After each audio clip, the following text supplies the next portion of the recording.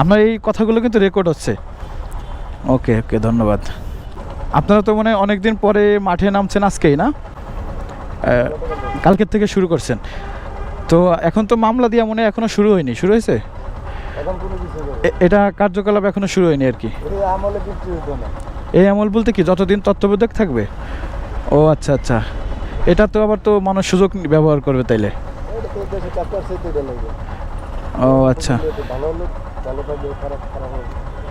না এটা কিন্তু বেশি সুযোগ পাইলে তো পাবলিক, আমরা বাঙালি তো সেটা তো সবাই ইউজ করবে। ইজি বাইক যেগুলো, ওই যে অটো ইজি বাইকগুলো, ওইগুলোকে আপনারা রাস্তায় উঠে দিচ্ছেন?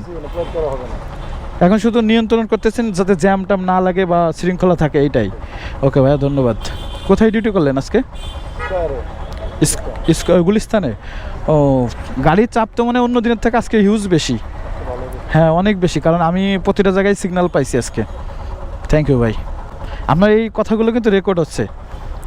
ওকে ওকে, ধন্যবাদ। তো আজকে অনেক দিন পরে ট্রাফিক ভাই সহ সবাই ডিউটি করছে, তাদের সবাইকে আসলে ওয়েলকাম জানাচ্ছি। অ্যান্ড আজকে একটা ইনফরমেশন আপনাদের মাঝে দিতে চাই, সেটা হচ্ছে আপাতত কিন্তু কোনো মামলা দিচ্ছে না, যে গাইডলাইনের ভিতর দিয়েই জ্যামজট না লাগে, ঢাকা শহরকে নিরাপদ রাখার জন্য যতটুকু দরকার ততটুকুই হবে। আর একটা জিনিস জানতে পারলাম, সেটা হচ্ছে তত্ত্বাবধায়ক যতদিন থাকবে মনে হয় ততদিনই মামলাটা হয়তো বা একজাক্টলি আমি জানি না, মামলাটা দিবে না এরকম একটা ব্যাপার। তো আসলে আমাদের বাঙালিরা আবার এটা সুযোগ নেয় কিনা সেটা নিয়েই সন্দেহ। তো সবাই আসলে খুব কেয়ারফুল হবেন, বাংলাদেশকে সুন্দর করার জন্য সবাই দরকার, নতুন বাংলাদেশকে সাজাইতে হবে, সংস্কার সব জায়গায় দরকার, নিজের থেকেও দরকার, অ্যান্ড যারা আইন শৃঙ্খলা বাহিনী আছে তাদের অবশ্যই দরকার। তো তারা আমাদের ভাই ব্রাদার, সবাইকে আমরা হেল্প করব, অ্যান্ড আমরা নতুন একটা সুন্দর বাংলাদেশ গড়ার চেষ্টা করব।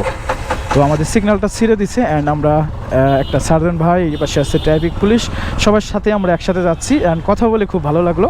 ভাইয়ের নামটাম আমি জানি না, ডিসকভার গাড়ি নিয়ে ভাই বের হয়েছে।